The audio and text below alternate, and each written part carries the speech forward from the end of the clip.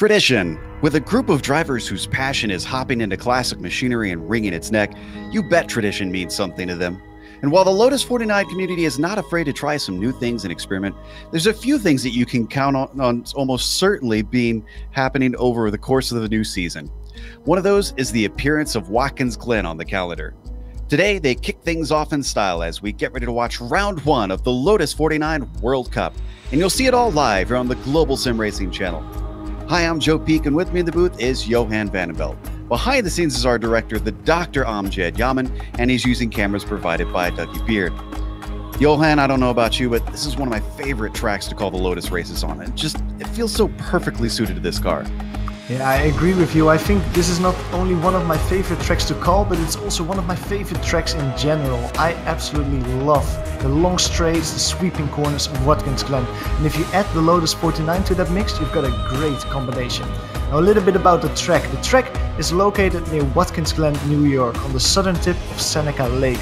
It was designed in 1947, and for 20 years it was the home location of the United States Grand Prix, where it hosted many things. It experienced many things, including 2 victories from the Lotus 49 in 67 and 69. Originally the track was a 10-kilometer long street circuit, but the layout was changed twice, in 53 and 1970, creating the current 3.4-kilometer circuit we see today. Now, you were talking about tradition at the beginning, Joe, and the race today breathes it. The Lotus 49 Watkins Glen racing at the end of summer is just how it was 40-50 years ago. Drivers today will tackle the classic boot layout, which means they will charge towards the carousel even quicker and afterwards dive down the chute for a 4-corner edition. And to see how this looks like from the driver's point of view, let's hop on board the GSRC Lotus 49 for a lap around Watkins Glen.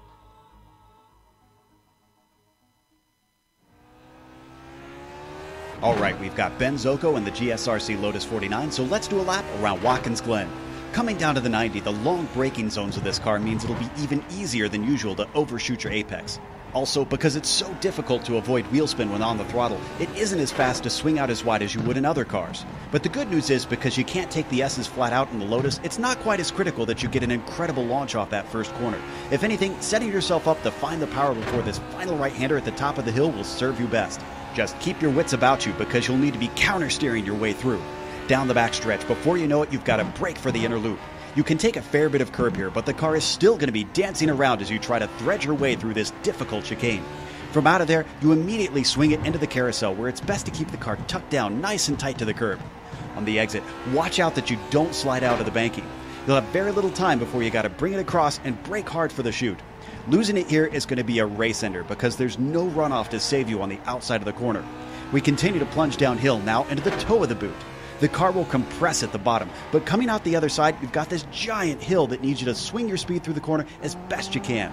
That's because it's actually a fairly long stretch down to the heel of the boot, where drivers often try and overtake if they're close enough. Stay off the tiny little curve to the inside, because it'll upset the car horribly. But this is another spot where you have very little time on the power before you're setting up for the left-hander that returns us to the main circuit. With almost no downforce, the lack of grip on this off-camber corner becomes even more apparent and frustrating. Ease back onto the power, and now we come to the penultimate corner. In most cars, this is frighteningly fast, but even the banking doesn't keep you from needing to slow up quite a bit to make it through. And then there's that scary final turn with the Armco sitting right at the edge of the track. Setting yourself up to be clean on the power and not coming in too hot will serve you well. But hopefully you've now finished a lap around Watkins Glen.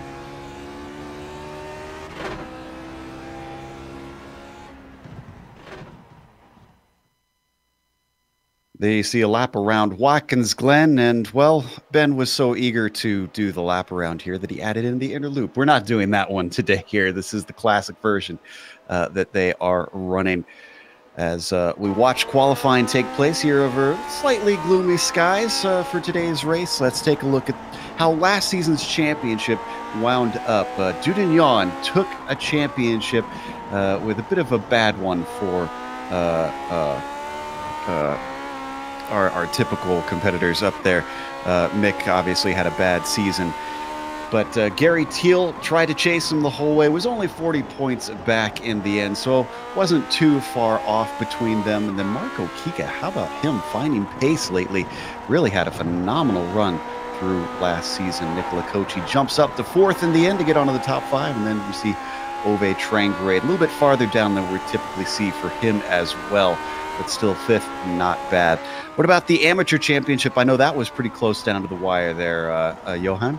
Yeah, absolutely. Well, the two names last season in that Formula 2 championship were Matt Wright and Hideki Koifisto. They were neck to neck in the final races, and it was only that Hideki Koifisto had a very bad run in the penultimate round that the two finally separated, resulting into the victory of Matt Wright in the Formula 2 championship. So he finished in front of the Finnish driver, and then it was just Americans galore with Don Good, Andrew Eng and Johnny Bell in the rest of the field, rounding out the top 5.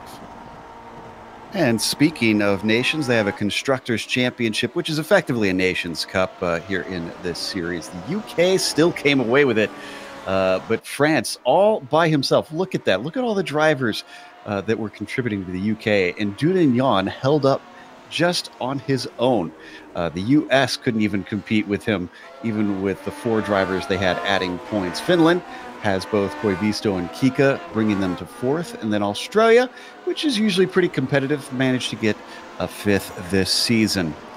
We're just going to get some times in now, but before we get to the qualifying, let's go to the race details. Johan, what does today involve?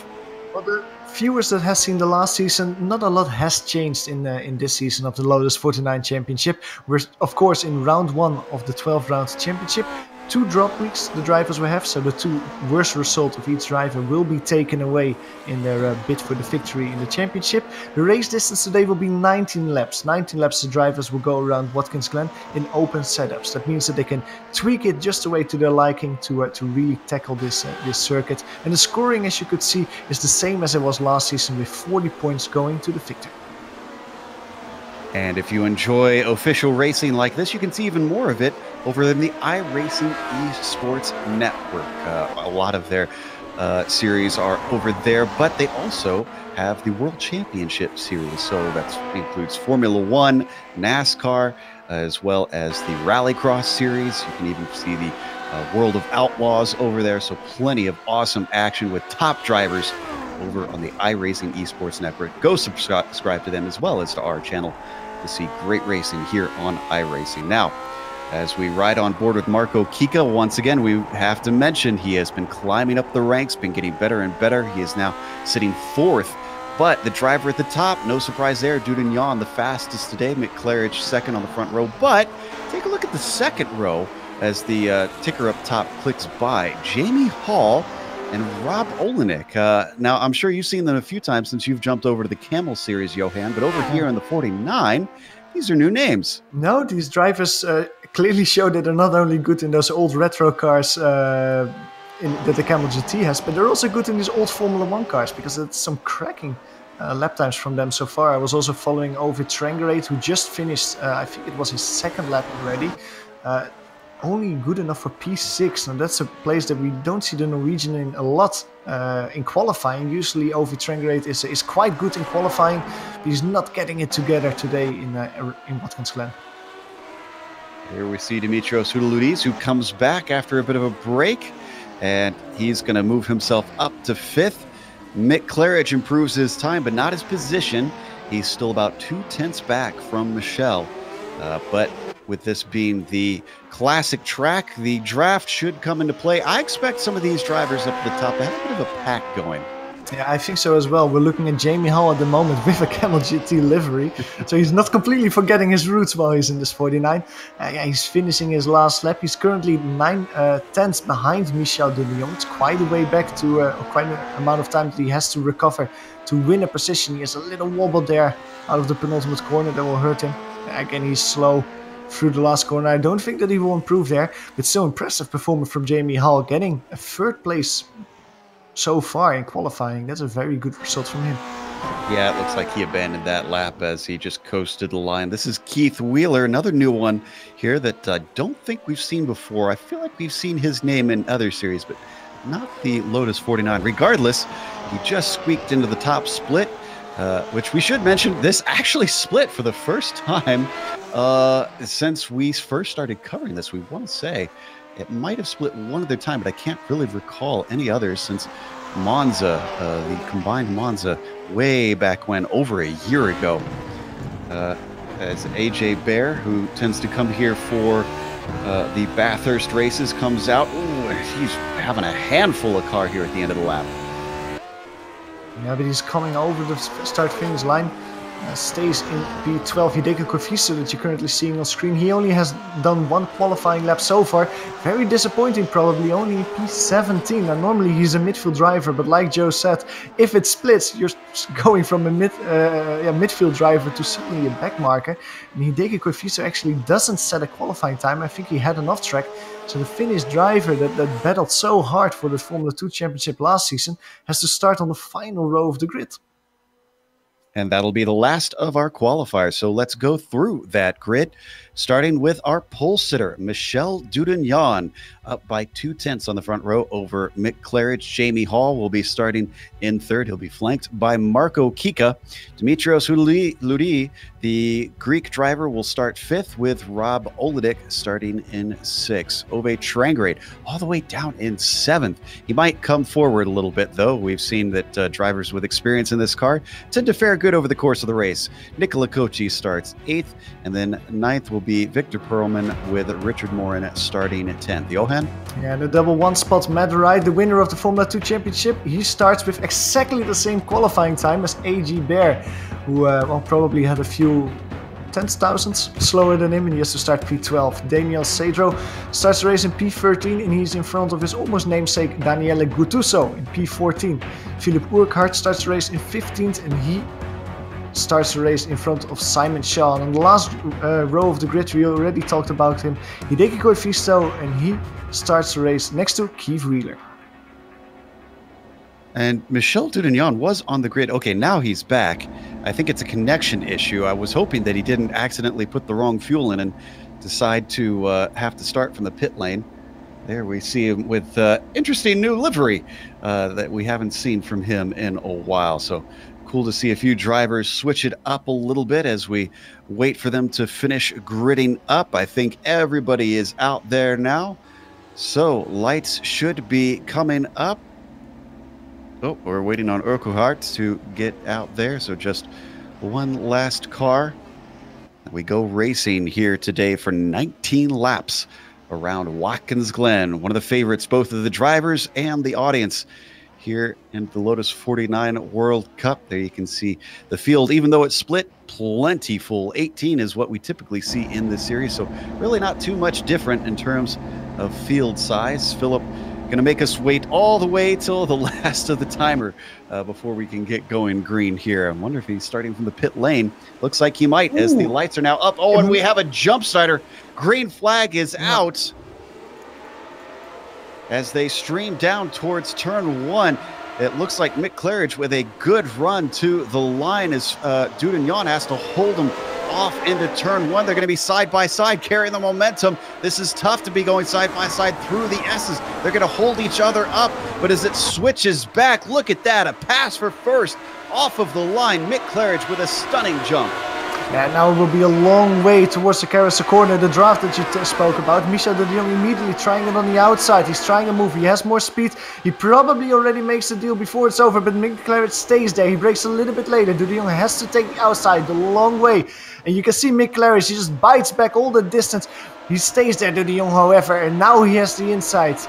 Break at the same time, still side by side. Both cars get a little bit loose, but it seems that Dudignon finishes it. Dudignon gets a P1 position back. Immediately, gloves are off for the two Titans who have vied for the championship pretty much every season in this series. Here he comes once again to the inside of the toe of the boot. Mick Claridge is not going to give this one up. He knows that Dudignon was faster in qualifying. He's got to get ahead of him to try and make this a fight behind them, watching the whole way. Oh, and a big wobble. Jamie Hall catches the car, but loses third place. And that's going to give it over to Marco Kika, who slips himself onto the podium. Marco Kika has been very alert this race so far. Immediately after the start, he put it side by side through the S's with Jamie Hall. He didn't manage to overtake then, but now he did when Jamie Hall made that small mistake. Immediately passed him, and the Finnish driver is on the podium position for now. Well, there were worries before the broadcast that we would see the field split up, but it's certainly not looking to be the case, as it is now an epic battle between our top two, and the midfield is still all incredibly close together now as they come off of the 90 one more time. Houdeludis is now the one challenging Kika for third place as Hall drops back slightly. The top two still tight together as they come over the crest. Let's see what Claridge says for Dudillon this time. Yeah, I think Claridge will do exactly the same thing as Dudillon did last time, because look at the draft. You can put it side by side. You can probably pin him on the inside, Claridge, but he gives him room to go back a little bit. Side by side going through the carousel. If Claridge does the same thing and keeps it side by side, he has the inside for the next corner. But he falls away a little bit. He had to brake slightly more. You could see the smoke coming from under his wheels, and Dudillon fends him off and stays in front of him now going down the chute. So for now, they're going to go single file. We'll see if that changes.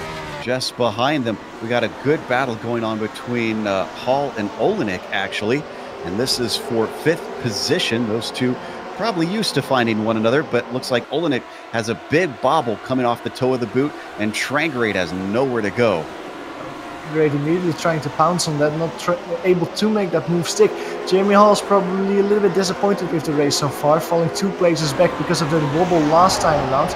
He's not able to really keep up the momentum to Dimitris Houdeludis and Marco Kika. Now once again you could see him there, big slide through the hairpin. That loses him more track space to the people in front. Probably used to the Audi, which has 4-wheel drive and a little bit more grip, even though it's got similar cornering speeds. But looks like Olenek and Trangrade still going at it back there for 6th position as they come down to the first corner yet again. Every driver looking for grip off of this one, trying to get the power down as soon as they can so that they climb up the hill and get a run down the back stretch. Again, I think that McLaren is close enough to try and move. He's a little bit further away in the S's. You can immediately see that Michel Dudillon does go to the inside to fend him off a little bit. You can see the draft is getting closer to the French driver, but he's not even able to put it side by side now. Mick Claridge, you were saying it at the beginning of the broadcast, at the beginning of the race, he saw that Michel Dudillon was quicker in qualifying, and Claridge knows that he has to make that overtake as soon as possible. Otherwise, the French driver will drive away.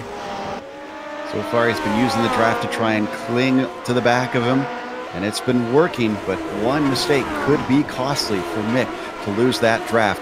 Down in 6. Oh no, we've got a big accident happening. Ove Trangrade involved, and the car off track is...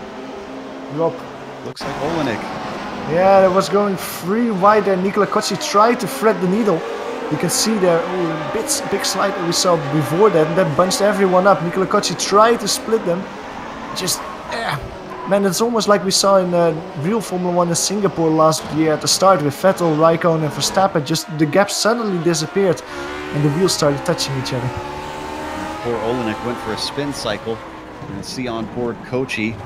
Unfortunately, since he was the one who made it 3 wide, he's the only one that came out the other side. Come back live.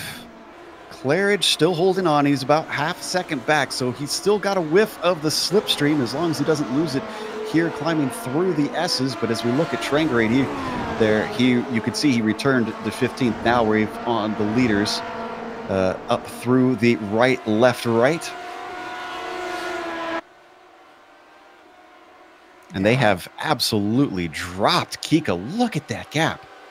Yeah, exactly. Like Kika's nowhere to be found at the moment, and Kika doesn't even have draft anymore to try and close up that gap. I think that Marco Kika is hoping for maybe a mistake of the 2 drivers in front. Maybe they will give each other a little knock and he can inherit that P1 position. But at the moment, I think that the Finnish driver is looking at Dimitris Houdeludis. He was quick in the practice session, a little bit quicker than Marco Kika in the practice session.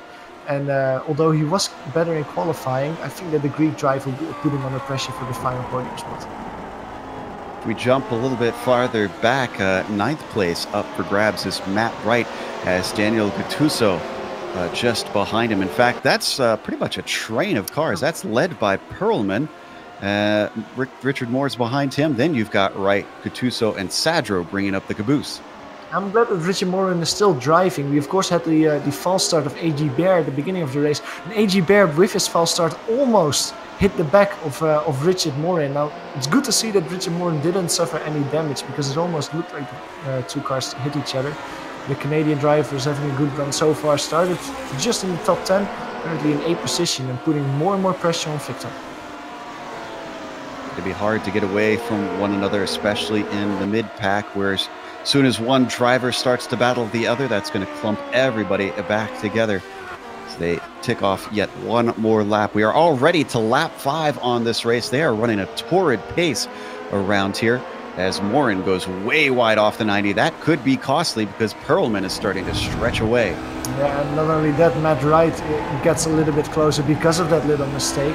Probably not big enough to try and move here going into the carousel, but at least a little bit more leg room and a little bit easier for Matt Wright to get closer to him. Up at the front, we're not missing much except for the development that Claridge is dropping back slightly. It's about 7/10 between our leaders at the moment. There you see Dudignon leading the way. That's going to start to break the draft between those two, and at that point, that's exactly what the Frenchman wants, because it could give him plenty of space to just breeze to the victory. Exactly. It was 8/10 going over start-finish last time or not. It stays 8/10. Over Trengrade had a spin, I see. Oh no, just a bad day for Ove. Looks like he was trying to catch up to Shaw, and Shaw braked earlier than he expected. Yeah, or over Trengrade just missed his braking point. It could also have been. Keeps it out of the wall, however, and he loses 1 position, it looks like. 2 positions to Philippe Urquhart and Keith Wheeler. Gonna get one of those back now, as we're watching that replay from on board. As we come back live, he just passed Philippe. Now he's got his eyes set on Keith Wheeler, just ahead of him. The battle for P1 that we were talking about, Michel Dudillon, he is slowly dropping Mick Claridge. Over a second between the two, and I think that means that he's out of draft range. As long as the Frenchman doesn't make a mistake, it seems like he will beat the Brit so far. Marco Kika behind him is also falling away a little bit. He's currently 2 seconds behind Mick Claridge. But good news for Marco Kika is that he's quicker than Dimitrios Soudaloudis, around 1.5 seconds between the two, Joe. In a typical race, we would say that he could always be brought back in by the lap traffic getting in his way, but it is a long lap around this circuit, and with already a few cars laps down in the middle of the pack. Sorry, Richard Morin. Whoa! Richard Morin almost took out, I think it was Matt Wright in the carousel corner. He went extremely loose, went back to the racing line and almost took out 2 of his competitors. We go to a replay of that moment. You can see him here losing control, slides up and comes down. Wow. Great job by everybody involved on that one. That could have been disastrous. Exactly. I've seen great blades of grass that are thinner than the space between those 2 cars. Oh my goodness, from the view from off back of Matt Wright. Just the car zipping through. There's not a lot you can do as Matt Wright. You just have to floor it and just hope and pray that Richard Morin doesn't hit you. Everybody came out the other side. Morin does fall back to 11th. I think he's glad to just still be in this race at this point, even though he lost some positions. Lap 7 now that we have out on track, and if you're just joining us, Dudignon has been leading since the start, but Mick Claridge gave him a run for his money. Claridge is down in second and is falling backwards. Marco Kika inherited third after a big mistake from Hall earlier on. Hall is currently running in 5th, and Dimitrios Soudaloudis is ahead of him. How about a quiet run for the number 2 car here, Johan? We're glad to see the Greek driver back, but he's not vying for the win like we saw before, but even still, going to be a good finish if he can keep this up. Yeah, and he still has hope for podium positions, of course. He's not that much slower than Marco Kika. He's only 6 seconds behind the leader. So if any of the 3 podium contestants at the moment make a mistake, the Greek driver is there to steal away that P3 position. He's not that far away. At the moment, he's also lapping slightly quicker than Jamie Hall, around a 10th per lap quicker. So he's consolidating the P4 position with good hope that maybe at the end of the race he can move himself up a little bit. Only 2 cars. I said that they had slipped back laps down. They actually haven't come back to the trap. Olenek and Bear are still in the pits trying to get repairs. They might still come back out, but they're well down the order. Keith Wheeler is our last car on track and still on the lead lap at this point as we watch this battle in the mid-pack. This is still between Wright, Gattuso, and Sadro, as well as Morin. Yeah, exactly, and it looks like Daniele Gattuso is being put under more and more pressure by Sadro. Sadro, of course, was quicker in qualifying, around 1/10. It seems like he has a little bit better race pace at the moment as well. He's forcing the Italian to little small mistakes, but not big enough mistakes that he's actually able to put his car past his rivals. And if he starts to battle with him, he's got to watch out, because Morin is still right back behind them, ready to pick up the pieces. As soon as you go side by side in these cars, you start to lose time. As they work through the 90 once more, getting onto the throttle. Oh, so hard to try and bleed the power on in these cars. Very little downforce. I don't want to say no downforce, because they do have some drag that they operate on, but obviously they love to slip and slide all over the places. Now they hit the backstretch. Yeah, exactly, and this is where you feel the draft. This is where you get closer. Daniel Sadro can see himself itch closer to Daniel Gattuso. Look at the wide line that Gattuso is taking. I think that he outbraked himself a little bit. Daniel Sadro maybe braking a little bit too much. In the end, it's no gain and no loss. Again, a wide line from Daniel Gattuso. Or he's overdriving maybe a little bit, Joe. Or he's trying a way to maybe save his tires from overheating or something.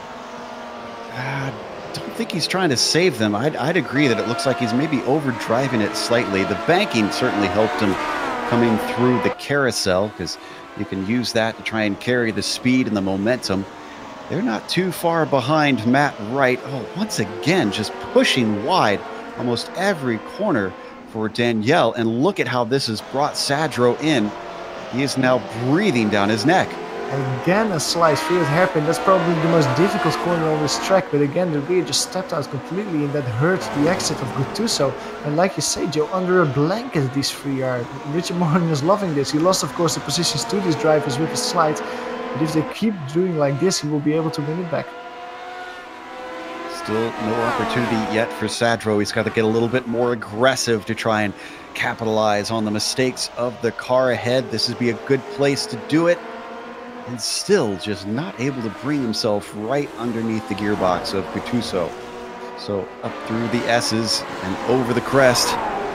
Very important. That seems a little bit like Daniel Sadro went a little bit wide on the second part of the S's. That will hurt his exit a little bit. You can see Richard Morin being close, and Richard Morin is in the double draft now. Oh, he actually goes out of it. Doesn't want to be too close to Sadro.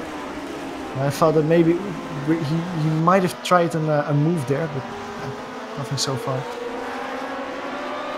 Lost connection for a little bit on my screen, but Morin comes back. As, oh, big bobble on the car ahead of them. That's Matt Wright.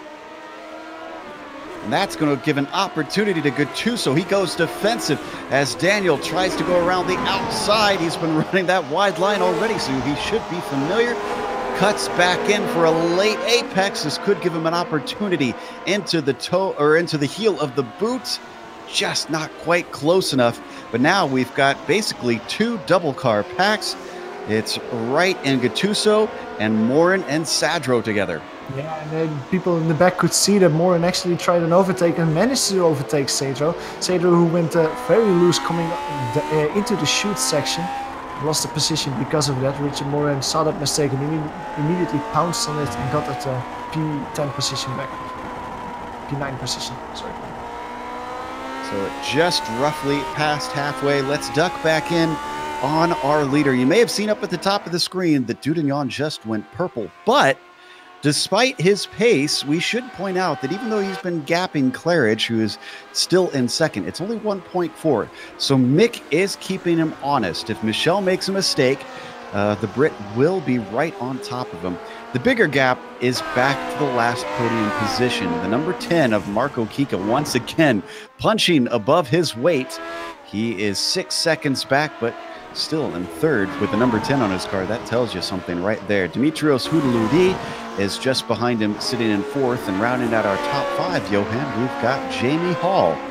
Nicola Cocci is currently in P6. He, of course, tried that overtaking maneuver, threading the needle at the beginning of the race that saw the end of Rob Olenek. Luckily for Cocci, even though they make contact, he can still continue, getting 2 positions so far. Driving around in P6, Victor Perelman. After that slide of Richard Morin, he's kind of driving in no man's land. Almost 3 seconds at the moment in front of the car behind him. Driving around in P7. And the battle is still going on with Matt Wright, who's currently in P8. Very close behind him is Daniele Gattuso in P9. And Daniele is having a good race so far, Joe. He's making up 5 positions so far. And it looks like he is quicker than Matt Wright, who he is sure to try and make that 6. And the last car in the top 10 at the moment is Richard Morin. It is not for trying, because Daniel Cedro is really close behind him. And why don't we give a little bit of love to the cars behind them, because we haven't shown a lot of screen time to the back of the mid-pack. So you mentioned Cedro there in 11th, trying to see if he can move back up. Hideki Koivisto, well, you said he was typically a mid-packer. I wouldn't say he's a back marker today. He's sitting in 12th. He's holding his own, even though he qualified well down the order. He is followed by Ove Trangrade, who's still making a climb forward. He was also involved in that 3-way crash that we saw in the toe of the boot. He's only been able to get himself to 13th. Simon Shaw, he sits in the 14th position.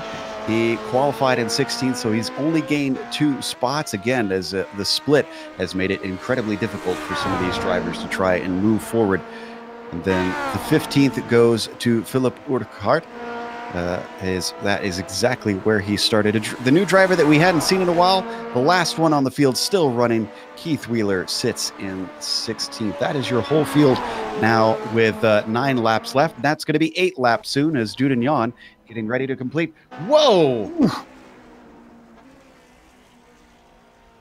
What happened to Wheeler there? Coming up over the crest. It seems he blinks out a little bit, so the replay is a little bit spotty, but it seems like he goes out of the SS a little bit too heavy on his throttle. His car starts to get loose and just flips it because of that. And that might look silly to the viewer, but I can tell you from experience, in this car, it gets very hairy on that last right-hander. Yeah. You are flying at the top of the hill. Yeah, exactly. The car is almost weightless, and it's really difficult to get as much power down as you can, but also not lose control of the car. And that line between the two is a really, really fine balance. That's really difficult to process. Yeah, coming around that right-hander, you're hitting about 150 miles an hour. And again, this car just does not have any wings sticking it to the track. So you can see as our leaders fly down the backstretch. This car, kind of known on iRacing, people consider it slow, but it really is not. It is wicked fast. It just feels slow in the corners. But in a straight line, it's a rocket ship. Yeah, exactly. And that's one of the most challenging parts about this car, though. It's so fun because it is a rocket ship, but of course the brakes aren't that good. So you have to brake a little bit earlier than you're used to. It doesn't have that much downforce, but that makes it a really interesting car because it's totally different than probably any other car that you could drive. Oh, on screen, Gattuso getting past Matt Wright into the carousel. Wright's not going to stand for that as he comes back down the inside into the chute. Looks to get in there, but a little bit too much breaks the car loose. And instead of gaining 1, he loses 2. Go to the onboard of Wright of that move. Richard Morin and Daniel Cedro going by him immediately. Yeah, that's so easy done. We've seen it in the past as well, that people get loose there, and this was just a little bit too much loose. Good job from Matt Wright that he didn't hit the wall there, because that could have ended his race. Now he just falls down the order to P11. But he's still in the group though. He's still in that 4-car battle for P8, so he doesn't fall down too far. Yes, but still, I'd say pretty costly here, as instead of gaining a spot, he is unfortunately going to the negative. Now he's at the tail of the train of these 4. Cedro, Morin, and Gattuso all ahead of him. Gattuso has been having a very good race. He started this thing in 14th, and he's currently now up to P8, as we mentioned. And he's rated 12th from the number on his car. This is going to be a nice little iRating gain for Danielle. Yeah, absolutely. A good and clean race, especially. Like, he's just not making mistakes, and that's really helping him so far. Another driver that's not making mistakes is Michel Dudillon. He just drove the fastest lap of the race, a 42.1. Incredible pace from him at the moment. 3/10 quicker than Mick Claridge. I was just looking a few laps ago at Michel Dudillon. He did 3 laps within 0.005 of a second. That's just incredible consistency from the French driver. It's really impressive what he is showing today, and yeah, Mick Claridge at the moment doesn't have anything against it. One thing you can say in racing is that momentum means something, not just physically, but mentally. And remember, Dudagnon coming off of a championship. He won the Cup last season, and it's been a while, I want to say, since he actually won a championship in this series, even though he's almost always fighting Nick for it. But he's obviously carrying the boost that it gave him as he is looking to take the win today, but he's still got about 6 laps to go here before all is said and done. We always say it, the checkered flag decides all. And 15 cars still out on track. He's not even close to lapping any of them, still half a lap between them. So I don't think we'll see any cars go a lap down today. That may be good as well, just a clear path to his victory. Victory out there today. Now, one battle that's not over yet is the battle for P8. Daniele Guttuso is still doing everything that he can to keep the 3 cars behind him. I was saying he's not making a lot of mistakes. Well, he's not making a lot of mistakes, but it doesn't mean that he's exactly as clean as he probably wants to be, because at the moment he misses quite a bit of apexes, and that gives Richard Morin, Cedro and Rai the opportunity to just catch up to them. Look at them go through the S's at the moment. This is probably the closest I've seen 3 cars together since the start of the race. I love this nose view from Daniel Sadro. It really gives you an idea of the speed these cars get up to on this backstretch and through the S's as well. Morin taking a look, but has to brake before he gets a chance. Oh, and something happened to Jamie Hall. Oh no! Another of our Camel drivers meeting an untimely end, this time in the chute. Same corner where Matt Wright had problems a few laps ago, and Jamie Hall just spun towards the outside. The car went sliding, he corrected it and just snapped away from under him, hard into the wall. Watch it from on board. This is one of the features of this course, is it is very old school. There's almost no runoff room in a lot of the corners, and with the speeds that these cars are going, there's almost no saving it if it starts to snap on you. Still driving around though in P13, but it looks like the car has quite a bit of damage. He's just testing it out to see if he can still drive it, but yeah, losing a lot of positions, and especially because Jamie was driving around in the P5 position. These might be vintage cars like the Nissan and Audi in the Camel GT series, but incredibly different from both of them. So as he trundles around with now 5 laps to go, I fear that this may be a race over for him. We join back with that middle pack that has been giving us excitement all race long. Guttuso still leading Morin, still leading Sadro, still leading Wright. This is the second time, I don't know if the viewers could see it in turn 1 just a few seconds ago, but Daniel Cedro again got extremely close on the braking to Richard Morin. This is the second time in 1 lap that he almost outbrakes himself, or just is able to brake a lot later than the rest of his competitors, just close up so much track position because of it. Keeps it out of the gearbox of the other drivers. Several cars snapping here in the carousel corner, including Daniele Guttuso, immediately being put under pressure by Richard Morin. Looks on the outside, braking a lot later. Keep it there, and you have the inside to the next corner, but it's difficult there because it's a 180-degree corner. Daniele Guttuso stays in front of him. Sadro tried a little look on the inside, losing a position in the meantime to Matt Wright. Yeah, Matt Wright saw an opportunity with the distraction up ahead of him and decided to pounce on it. This has now made it a 5-car fight, because here comes Ove Trangerade. The Scandinavian has moved himself up to 11th and is now looking at a buffet of cars to try and munch his way through, see if he can get into the top 10. And Ove Trangerade, of course, started at P7. He had that crash and fell all the way back, but if he actually managed to overtake all these 4 drivers, he finishes in exactly the same position as he started in. So that's at least a no gain and no loss scenario for the Norwegian.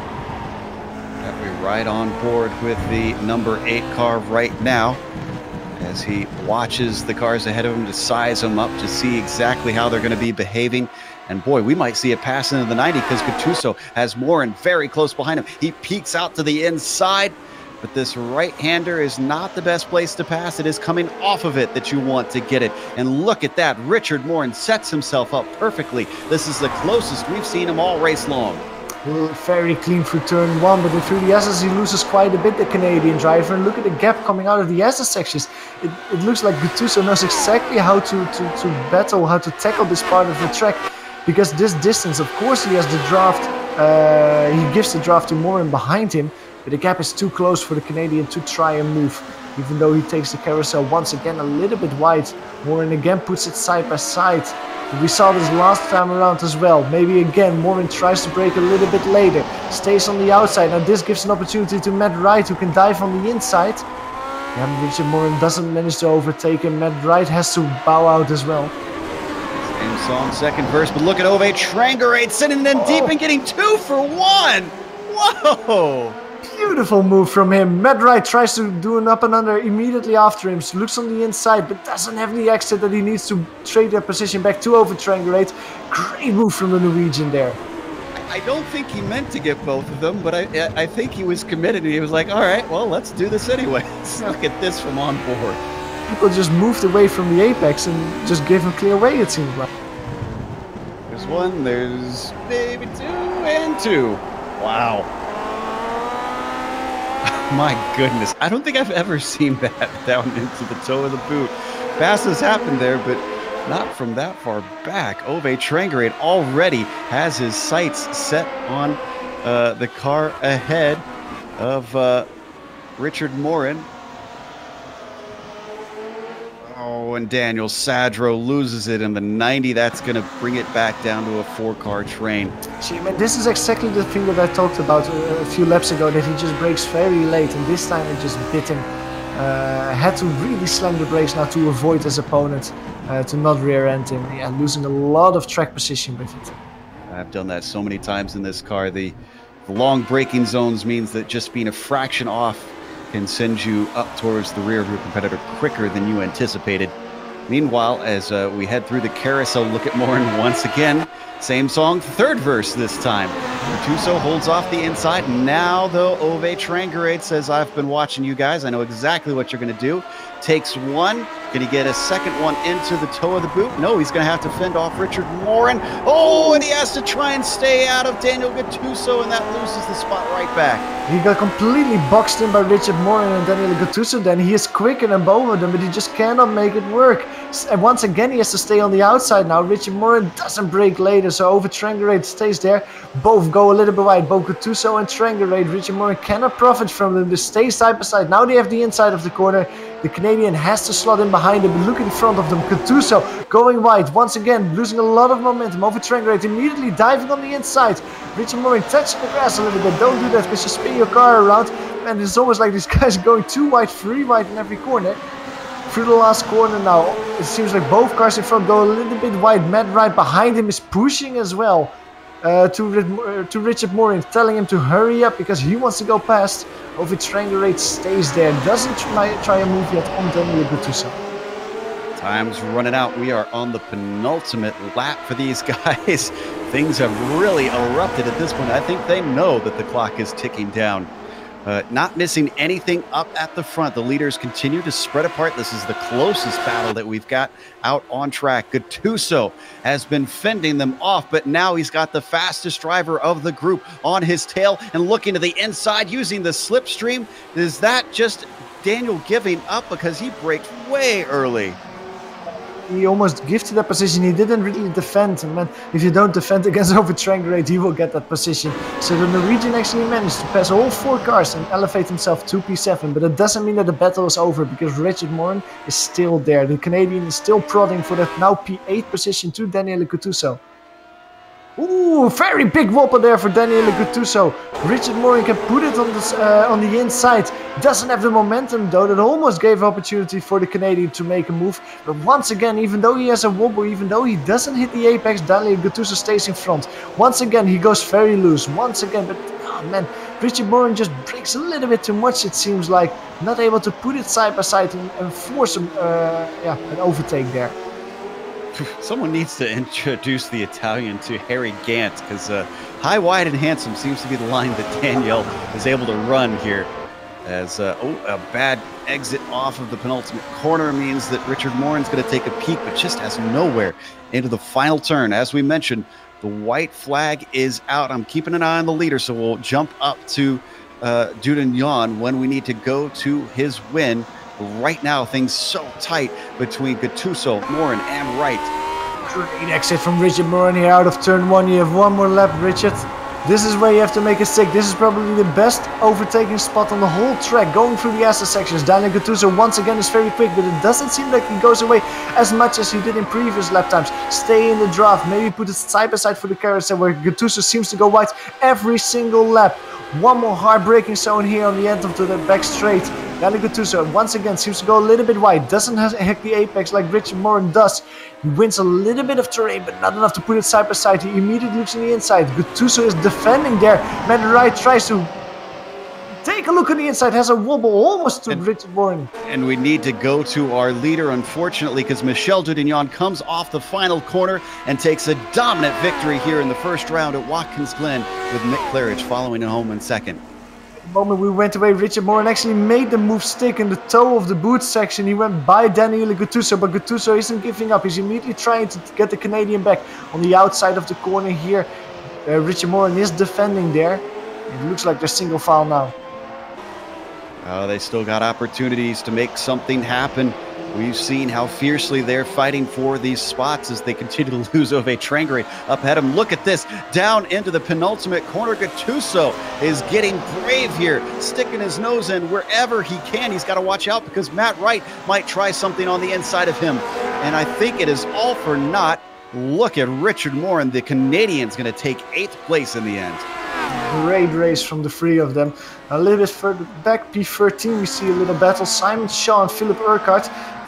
Both cars have been driven away. They were battling for quite a while, but in the end it's Simon J. Shaw that comes home with P14 and Philippe Urquhart who has to settle with 14th position. Let's go and check out that pass since we had to tuck away right when the leader was finishing. Talk us through this because I didn't even get to see this. It was just great. Man, Richard Moran was just pushing every single lap, trying to make that overtake stick. Here on the outside, he tries once again, and you could see Gattuso going wide so many times. Had a bad exit going down the chute and just was able to keep it here on the inside. Made that move stick, and Daniel Gattuso didn't have the momentum to keep it around the outside. Had to give up, and that was all she wrote. He tried an undercut immediately after it, but couldn't make it stick to get back for the P8 position. Well, that is going to finish things up. For now, we aren't finishing the broadcast, though. The race is over, but on screen, you're going to see all the upcoming races here on GSRC, and after that, we'll get the official results as well as driver interviews. So stick around.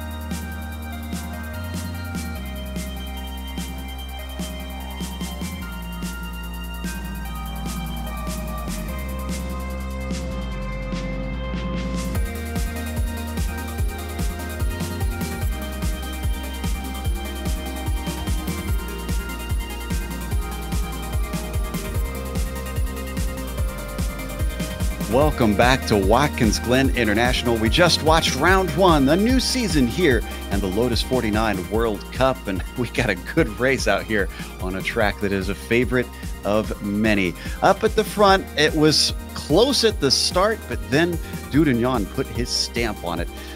He stretched away inch by inch all race and took the win over Mick Claridge about 2.5 seconds back. He at least kept him honest and made him work for it in the end. The last of the podium was not even close. 17 seconds to the leader. Marco Kika finished there in third. Now, back and forth, we missed a little bit of an incident. Dimitrios Houdaloudiz almost gave away fourth with a slip-up in the toe of the boot. Nicola Kochi chased him to the line, but Kochi had to settle for fifth. Victor Perlman, this was probably a very quiet drive for him. We didn't really see a whole lot of him, and he wound up with sixth. Ove Trangrade had to climb back forward after being involved in a big incident in the toe of the boot. He managed to finish in seventh. Richard Morin, how about his fight at the end?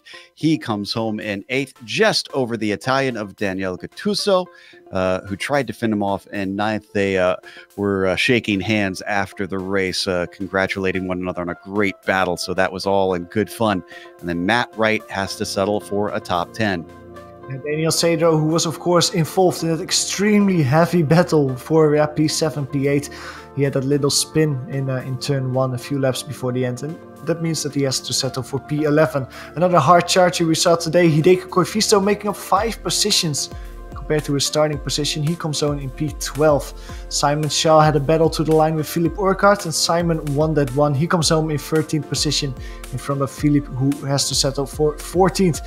Jamie Hall, he of course had that spin, that hard crash. Well, good for him that he actually could continue after that, but he didn't manage to gain any positions, so he has to settle for 15th position. And then there's 3 drivers who had incidents and crashes during the race. Keith Wheeler, who had that hard moment in the SS section. Rob Olenek, who had was the victim of that freeway contact halfway the race. And AG Bear, who had a false start and then didn't see the asphalt again. And I do want to point out that Kochi did get on the radio after the race and apologized profusely both to Trangrade and Olenek. He felt a little bad about that incident. So these guys tend to race as clean as they possibly can, tend to fess up if they feel they ever did anything wrong. But in the meantime, we have our second place finisher here to talk to us, Mick Claridge. Mostly, I guess, going to tell us about the start of the race. Mick, you were a bullet off the line and you fought hard for the lead, but it seems like you just could not bring anything to Michelle there at the start. Oh, hi Joe. Yeah, that was tough. That was it was tough and annoying really. It was like you say, I got a good start. I just flat shifted from first to second. I don't normally do that in the warmer weather, but in this weather you can get away with it, with that gear I had anyway. So yeah, I was able to just keep the foot to the floor up through second and third. And but yeah, it's so annoying. I've had this bug, with this stuttering issue that's going on at the moment. And it just seems to happen when someone's in front of me. So it was so annoying because as soon as Michelle got in front of me, there was a huge stutter, and then there was another one, and there was another one. It just causes you to, you obviously just can't drive like that. So he got a gap, but then I was just trying to fight as hard as I could to try and bring him back in. But yeah, no, he didn't make any mistakes. So he drove really well today. That makes it even more impressive with how much you held up with him. Obviously, it wasn't a huge gap. So despite him having the pace on you, it seems like you were keeping the pressure on him all the entire race. Yeah, the stuttering only happens when it's really close. So as soon as he got away from me, that was it. It was just like a normal sim again, So no, it was easy to drive after that, and like I say, I was pushing as hard as I could, but he never lost the back end once on an exit. He was super smooth and clean. Really nice and clean.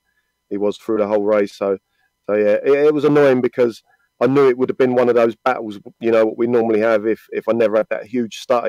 Like we'd have been together, and I would have been able to stay with him in the tow, and then we'd have had a lot of fun. But never mind. At least I got second today, so I'm happy with that.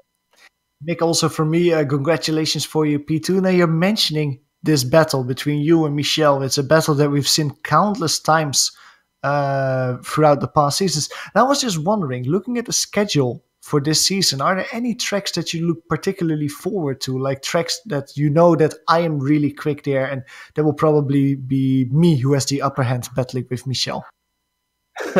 Today was one of those tracks. Oh no. But yeah, anything can happen next week. You know, God knows what's going to happen next week. You know, it could be anyone on the grid winning next week. You know, it just doesn't matter. But everywhere else I'm pretty good at, except for Spa and Nürburgring. I might be okay at Nürburgring this season. Not too sure, but yeah, Michel's a rocket ship. Where he's fast anywhere. You know, I don't think he's got a weak track. You know, so I've really got to try and be my best everywhere, you know. But I'm always rubbish at Spa, and I'm normally rubbish in Germany as well. So that's it. Everywhere else, I'm normally pretty good. Well, I was wondering with that, like, are you trying something new this season to because you say that Michel is so consistent and so good at different tracks. Are you trying something new with the setup, more training, maybe different driving lines, being more aggressive or something, or are you just approaching the races the same way as you did all those seasons before? I'm pretty much the same. The setup's changed on the car so much over the last sort of 6 months, I'd say. You know, we're running so much camber on the car at the moment, and it's tough. It's pretty tough to drive at the moment. It's got a pretty much sort of a real snap oversteer on it as well. I don't know what they did to the tyres this season, but they've definitely done something to them. And I sort of got my head around it a bit, but then again, today I was in practice with Michel, and he was a good sort of 3 or 4 tenths faster. So I went back to last season's setup because I beat him with that setup last season. So yeah, no, I haven't really changed much. You know, it's just try and push it, you know, and try and not make mistakes, you know. Well, it unfortunately was not enough for the win, but still good enough for second, and that at least gets you a good start to the season. Thanks for coming and talking to us, Mick, and best of luck at Dega. Oh yeah, how good is that going to be? I don't even know if we're going to be in the race because of the splits and whatever happens, and I don't know if it counts as an oval race or whatever. So you might see some like DWC guys type. You never know. All right. Well, I can tell you that it will be by road license, since it is still in a road series. So you will still be in the top split, I'm pretty sure. But that's Mick Claridge in second place here today. Only one going to talk to us. I guess despite all the drivers out there on track, everybody a little bit shy today.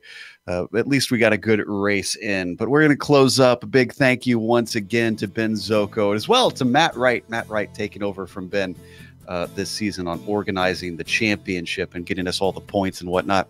Thanks to companies that provide the software and hardware for our broadcast listed here on your screen. Additional thanks go to Eric Ekholm and June Lalonde, who provide our wonderful music. See the screen for how to get a hold of more of their great work. Thanks to the team today, Johan, Amjad, and Dougie. If you'd like to find out more about GSRC, including upcoming races, you can find it at globalsimracingchannel.com. You can also check us out on social media. We're on Twitter at GSR Channel, Facebook at Global Sim Racing Channel, and Instagram at GSRC_Graham.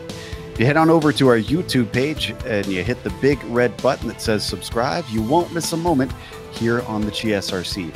Now, if you heard us mentioning Talladega, that's correct. That wasn't a mistake. You didn't mishear.